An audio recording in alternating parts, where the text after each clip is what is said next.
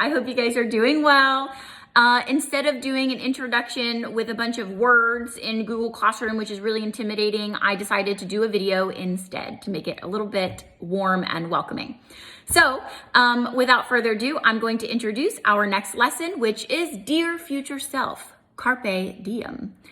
We learned last week that Carpe Diem is a Latin phrase that means seize the day. So we are going to seize the moment and we're going to write a letter to our future selves, which is going to be fun. I can't wait to see your letters, but we are going to take this real slow and we are going to do a very thorough brainstorming and planning process before we write each paragraph. So we are only doing one paragraph per week. So you're not writing a whole letter to yourselves at once. This is going to be a 3-week process, okay?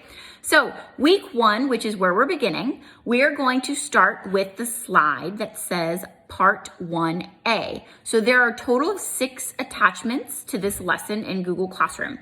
You are starting with Part 1A. Don't start with 1B, don't start with 1C. 1A is the first Google slide that you're clicking on. Once you go through that Google slide and watch the video, brought to you by yours truly, you are going to then move on to Part 1B. In Part 1B, you're actually going to do some work and you're going to submit your first assignment for the week.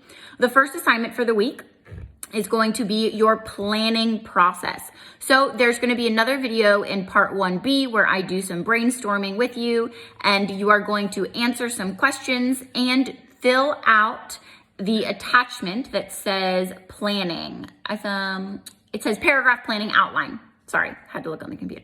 So your paragraph planning outline is going to be the first assignment that you submit. Remember, you have to share it to my email. If you don't share it to my email, then you don't get a grade for that assignment, okay?